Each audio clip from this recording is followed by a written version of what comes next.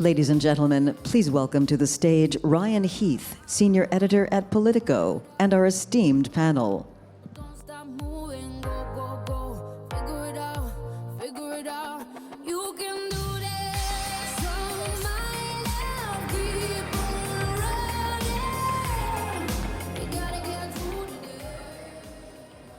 Okay, everybody. Well, we've got a session about unlocking the potential and the global vision for 5G. Now, 5G, in my mind, is synonymous with hyperconnectivity, but there's a lot of unanswered questions, and there's a long way to go in the journey towards really having 5G sort of surrounding all of us in our lives. So I wanted to kick off with Margaret from AT&T to tell us, really what is 5G and what isn't 5G? Because I see on my phone a little symbol saying 5GE every now and then, and it feels a lot like 4G, but I know that there's something different coming down the track. So can you unpack it for us? Sure, absolutely. And I'm delighted to be here today with Rob and this former secretary. And so I think it's a great panel to be a part of, so thank you. So what is 5G? I guess the first thing I always like to say is it's not just the next G. And the reason why I say that is because it's fundamentally transformational.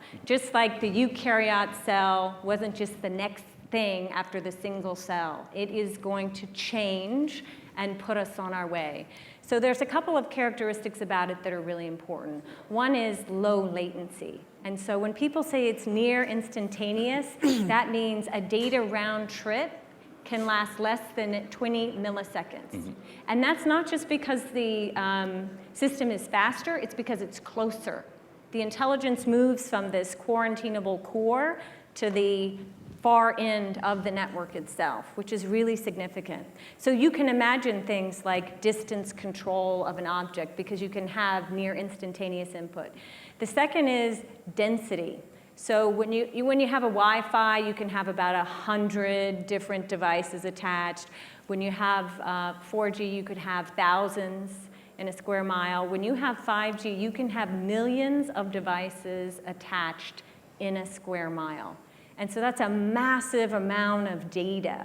And that's fantastic for lots of economic reasons, and it's fantastic for creating an attractive target if somebody's interested in all of that data. And that's the foundation and the fuel for the artificial intelligence that we're going to see more and more in our lives as well, isn't it, all of that data? Yeah, that's right. And when we, at AT&T, when we think about 5G, we don't think about it as standalone. Now, that's part of the infrastructure that we're putting into place. And one of the other characteristics of 5G is that you're going to be able to attach the infrastructure to it with that near instantaneous and that massive density. But if you think about 5G, artificial intelligence, and quantum, they're really this beautiful tripartite that can work together. And that's because 5G is collecting this massive amount of data. Anything from an insulin pump monitor to what's controlling whether or not water is flowing through a gate or not a gate. We were talking about the Netherlands backstage and the importance of that kind of infrastructure control. And then you think about AI, and it's really just the ability to make sense of all that data, to interrogate it and say, what are the patterns, what are the interesting insights coming from that data? And that gives you great accuracy about what that insight might be. But then quantum gives you the ability to do it in real time. So you have massive data, the ability to understand the data, and the ability to do it in real time. So there's significant economic potential, and then there's also significant potential for nations. Perfect opportunity to bring you in, Rob Strayer. A bit of the government perspective now. There's obviously strategic considerations. There is all of the economic potential, and the US is just one actor in a global scene. Yeah. Where are we standing in that global race, both from an American perspective, but also vis-a-vis the state of play for everybody? Yeah, well, first of all, Ryan, thank you for organizing this panel. It's great to be with two amazing colleagues on the stage. We're very excited about the potential for 5G for all the reasons that Margaret just articulated. It really will transform our daily lives and critical infrastructure. American companies like AT&T and Verizon and T-Mobile and Sprint are rolling out 5G. We're really leading the world in that area. We're using the most trusted vendors for that technology. In our view, there's a range of principles and policies that should be applied. And it's part of our diplomatic campaign to talk to other countries about how we work together to develop this very promising technology. We joined in a conference that the Czech Republic hosted in May that developed what were called the Prague Proposals, which is roughly a set of 20 principles in the areas of policy, of economics, including looking at transparent contracts and free and fair competition, as well as on the security side. One of the most important principles on the security side is saying, what is the relationship between a supplier or vendor of 5G technology and its host government, the government where it's headquartered? Because that relationship could cause a government to influence the technology. We unfortunately look at a place like China, where there's a national intelligence law requiring all entities, citizens, and companies to comply with the mandates of the Chinese Communist Party. And very importantly there, a big distinction between there and the West is that there's no independent judiciary. There's no way for a company to object and say, I'm not going to do that. They have to do exactly what the intelligence security services mandate. So when you look at 5G, so much of this is going to be brought to us because there's improved use of software. There'll be tens of millions and billions of lines of new code injected into the system.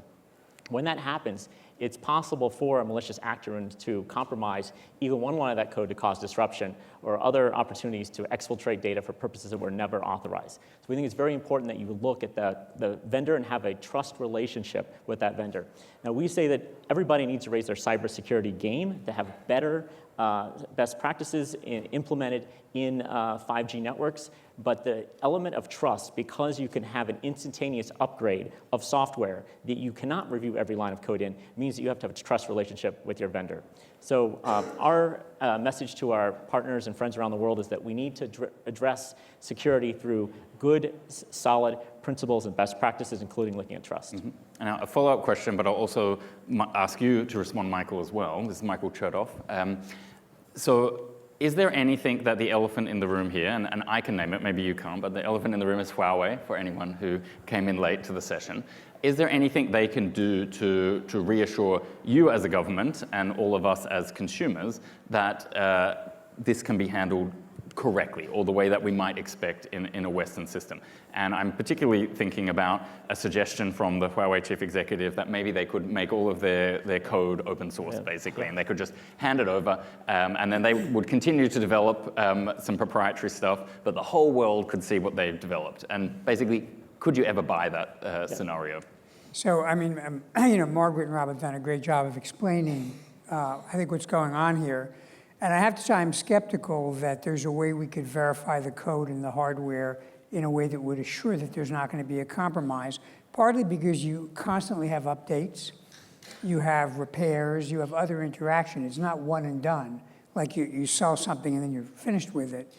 And so under the circumstances, I think we'd be foolish to assume that we could take things into the lab and vet them and then we'd be secure. The other challenge is there used to be, at least in the mind of some people, a distinction between the core and the edge. And the thought was, well, we really have to worry about the core, but if Huawei's in the edge, it's not going to be an issue. But as I think has been made clear, that distinction collapses with 5G. You've got such a large surface area for attacks and disruption that distinction is not one that's meaningful. And I think this is not a trade policy issue. This is not about selling soybeans in return for software. This is about national security. And I think the concern is not only that there's a possibility of compromising the network in order to get data, but potentially in order to shut down the network if we got into a conflict. And if you want to know whether the relationship between the company and the government is one where that's a reasonable fear, I'd suggest the following. When Canada arrested the CFO of Huawei on a US arrest warrant, within a short period of time, the Chinese arrested 2 Canadians. That suggests a relationship between the government and the company that's not what we're used to in the West. So I understand, we have to compete with something. And to me, the biggest challenge we have, and I've seen this when I've gone overseas and talked to leaders from other countries, is, well, what's the alternative?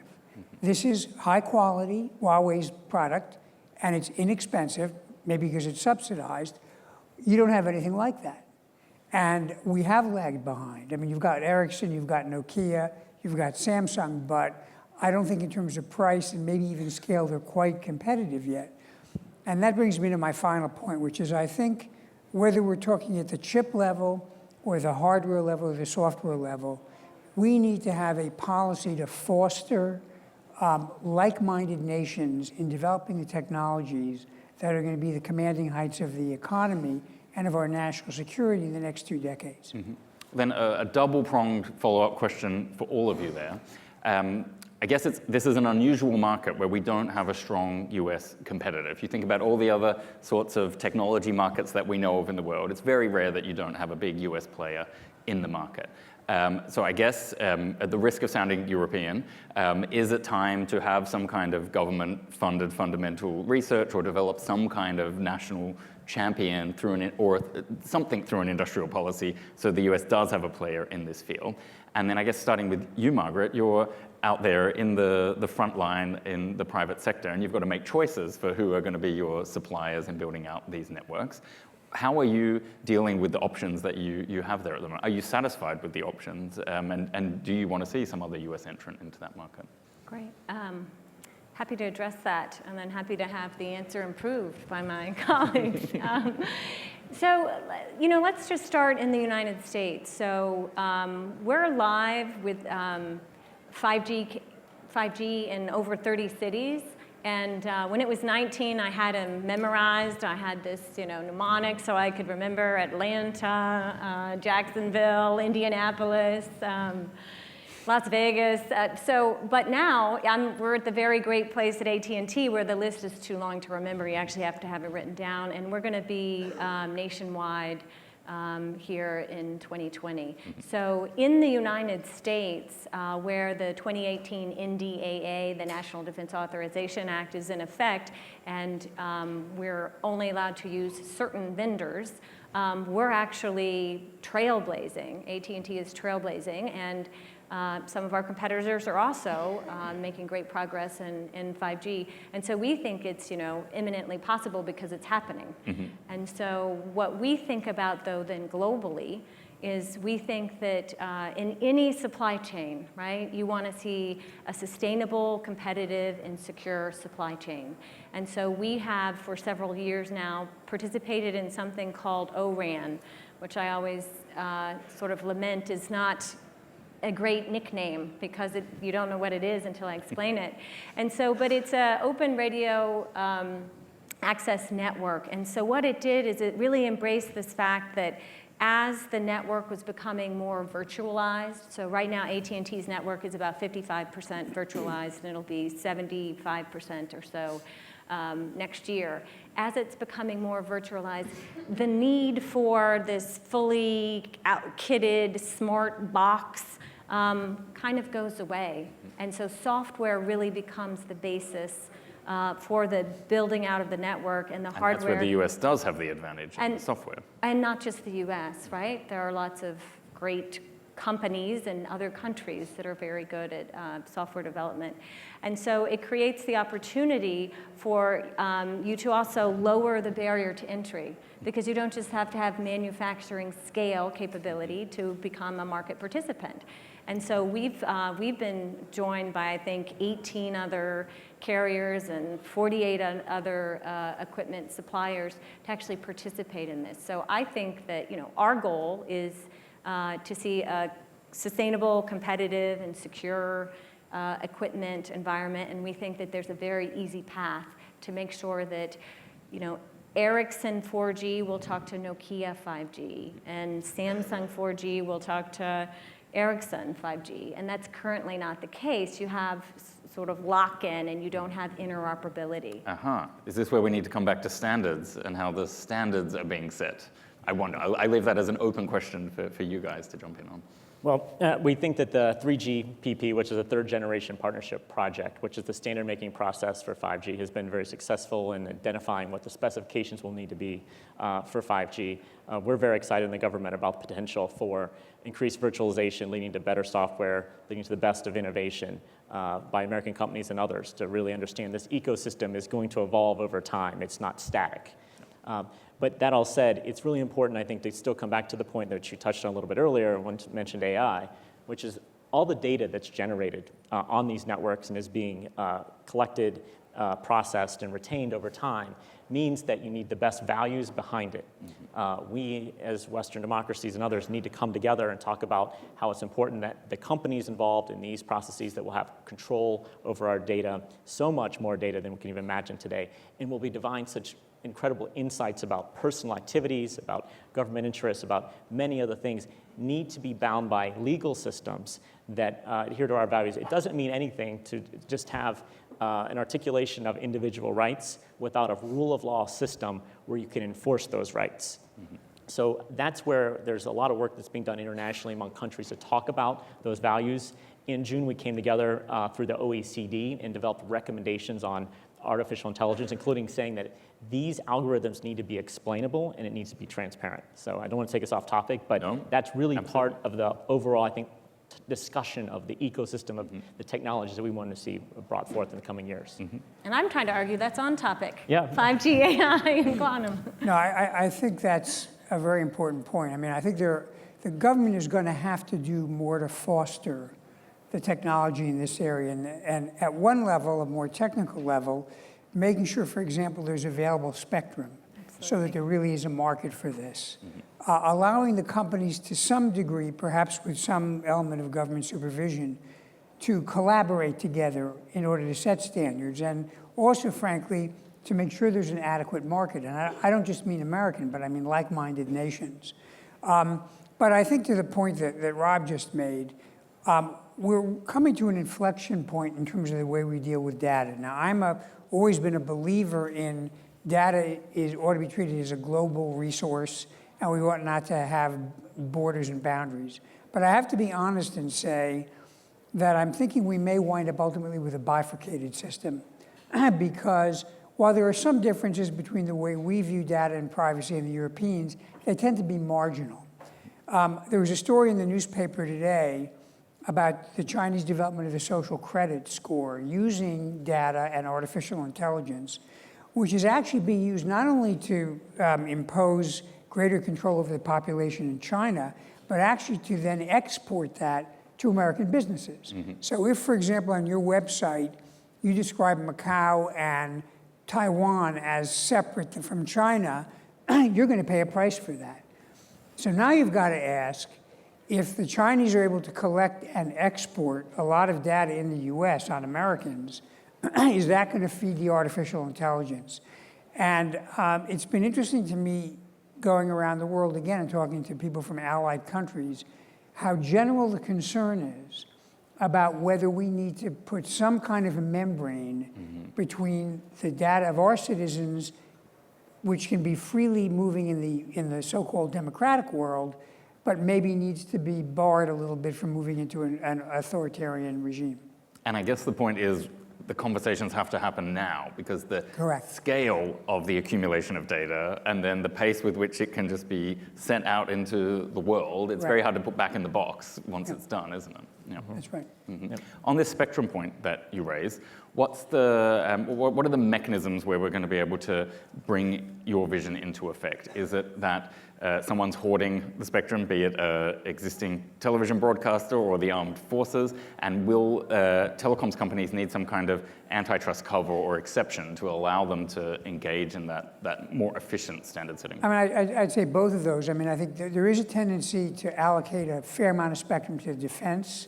It may be a little more than they need. And again, we need to recognize defense is not just about the people in uniform, but it's more generally what our technology is, particularly because in the area of cyber conflict, basically it's all hands on deck. It's not just the services, but private entities too have an interest in this.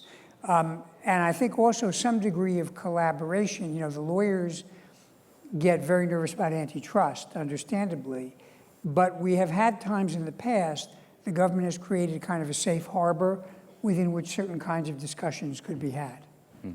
I have an example of something that's working quite well that is a public-private partnership in the space around spectrum, and that's the FirstNet Authority in the Department of Commerce. And this is a dedicated network for first responders in the United States. And there was a portion of spectrum set aside. in disclosure, AT&T is the operator of FirstNet Authority, and we're under budget and ahead of schedule. So, Very good. No. but the point really is on the public-private partnership, and that is right now when you look at hurricanes, and we've had some pretty thunderous ones this season, not just in the U.S. but elsewhere, and they've been hard to watch, the devastation. But first responders have stayed connected.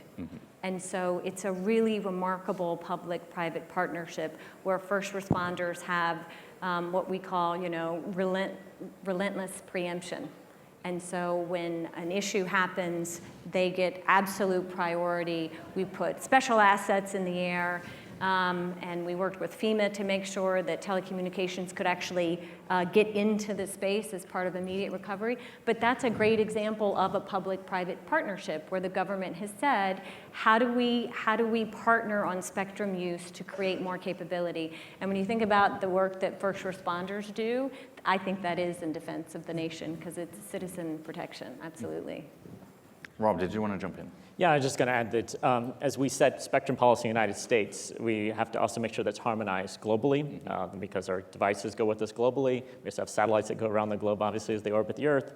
And how far away are we from that? Because I remember from my time in Europe, the spectrum allocation, it looked like a bowl of spaghetti if you sort of put it onto a sheet of paper. It was a mess. We need harmonization that allows compatibility, and interoperability, but we won't have uniform application of it. But I was going to mention that this organization is part of the UN called the International Telecommunications Union, has a massive conference every 4 years. It's beginning at the end of October, and it's in Sharm el-Sheikh, Egypt this year.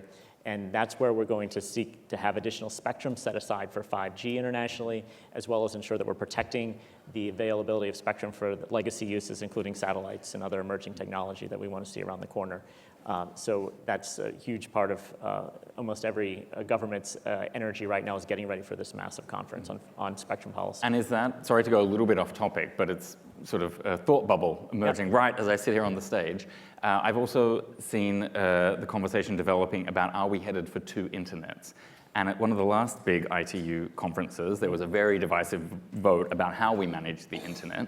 And so I was going to bring it back to that question about the data membrane. Are we headed for a big divisive discussion like the two internet discussion at this conference? So I think at heart, people around the world want to have access to information and the free flow of ideas. You're not going to stop that. The Chinese have tried to create a great firewall, try to censor the internet within their domains. Likewise, Russia is trying to establish its own internet. But the people really want that information to flow. I think it is a temporal potential, but long term, you will have to have free flows of data. But I do think that as a government policy matter, we need to be vigilant and really fight that direction and ensure that we're not seeing more data localization for a number of reasons, including protectionism, to force data centers to be onshored, and the excuse too that it's somehow going to enhance security or be made more readily available for law enforcement purposes if it's kept on their shores. We talk to countries all the time about how those can all be met through other mechanisms, and we really do need to stop this bifurcation or fragmentation of the internet. Mm-hmm. Now we're down to our final minute. Is there one thought from each of you that you want everyone sitting in these chairs to have when they walk out of this session about 5G? What do they need to know in order to build it into their life or to help you deliver the things that you're trying to deliver? I can start something. Yeah. Give someone else 10 more seconds. Because I want to mention that it's really about the values and the norms. At 11 o'clock today, United States, Australia, and the Netherlands hosted an event with over 30 other countries. 27 countries in total signed on to a statement about holding malicious actors accountable in cyberspace, including, when appropriate, with consequences, consistent with transparency in international law. So that's an important area where we're going to seek to stop things like intellectual property theft through 5G. Great. Mike? I would echo that and say it's important to remember we may have minor differences with our allies and friends, but fundamentally we share the same values. At the same time, we have adversaries or rivals who we don't want, they're not enemies, we want to remain on good relations, but we need to recognize they're coming from a different set of norms and a different set of values, and we have to be reality-based in the way we configure our systems as it relates to them. The final word to you, Margaret. Great, thank you. I agree with what they said, and I'll give you just a data-filled example. So On our network, so just our network, we cover about 274 petabytes of data a day flow through our network. I don't even know what a petabyte is. That's it's a lot. Yeah, it's a lot. And in the course of a single day, we have 110 billion vulnerability probes on the data. And so thankfully, we have about 4,000 experts with experience to make sure that we offer a secure environment. But that kind of data, 5G is amazing. It really will put us on our way in so many ways. You can monitor the health and whether or not your elderly parents are taking their medicine. You can make sure your child's medical device is working when they're at school. In their productivity benefits and job growth, it's fantastic. And I also think it's equally fantastic that our policymakers are looking at who's going to be able to have access to that data and what are they going to be allowed to do with it. Because as a citizen, right, I'm always still a citizen. As a citizen, I think that citizen security is a pretty significant priority. So I think that it has a marvelous potential, but it needs to be a secure future. Excellent note to end on. Margaret, Rob, Michael, thank you so much for your time, and thank you for listening.